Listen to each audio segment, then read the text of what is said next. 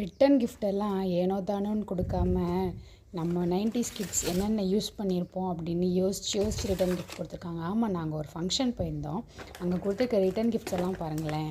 Mask, கிட்டி புல்லு, அதுக்கப்புறம் நம்ம டிக்கு விளையாடுவோம்ல அது, பம்பரம், தாயக்கட்டை, சோவி, அது போக வளையல், குங்குமம் கொடுத்துருந்தாங்க. அது போக ஒரு சாக்லேட் ஒன்று வச்சுருந்தாங்க. அது எல்லாத்தையும் சேர்த்து விளையாடுறதுக்கு ஒரு பரமபதம் ஒன்று கொடுத்துருந்தாங்க. இந்த டிக்கெட்டுக்கெலாம் விளையாடுறதுக்கே ரொம்ப ஜாலியாக இருந்துச்சு. இதெல்லாம் இப்போ உள்ள கிட்ஸ் எல்லாம் பார்த்துருப்பாங்களா என்னன்னு கூட தெரியல.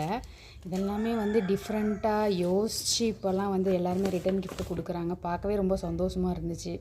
இந்த பம்பரம்லாம் கிடைக்கிது, ஆனால் நம்ம தேடி தேடி வாங்குற மாதிரி இருக்கும். இந்த சாக்லேட்ஸ்லாம் பார்த்திங்கன்னா நம்ம அப்போ என்னென்ன சாக்லேட்ஸ் நம்ம ₹1 50 பைசாக்கு 2 அப்படி வாங்கி சாப்பிட்டுட்டு இருந்தோமோ அது எல்லாத்தையுமே இப்போ ஒவ்வொன்றும் செலக்ட் பண்ணி வாங்கி ஒரு பாக்ஸ் போட்டு அடைச்சி கொடுத்துருந்தாங்க. தாயக்கட்டை, பரமபதம் முதற்கொண்டு எல்லாமே கொடுத்து ஒரு ரிட்டன் கிஃப்ட் பேக்கில் போட்டு எல்லாத்துக்கும் மெனக்கட்டுருக்காங்க. சும்மா அவ்வளோ ஈஸியாக அதெல்லாம் கிடச்சிருக்காது. நல்லா இருந்துச்சு, பார்க்கவும் நல்லா இருந்துச்சு. போயிட்டு வந்தது மனநிறைவாக சந்தோஷமாக இருந்துச்சு. இந்த டிக்கெட்டை வச்சு எல்லோரும் விளையாடிட்டு ரொம்ப ஜாலியாக என்ஜாய் பண்ணிகிட்டு இருந்தோம். இந்த சாக்லேட்டை ஓப்பன் பண்ணி பார்த்ததுக்கப்புறம் இன்னும் ரொம்ப சந்தோஷமாயிருச்சு. நம்ம அப்போ சாப்பிட்ட அந்த பாக்கு மிட்டாய், அந்த மெரூன் கலர் பாக்கு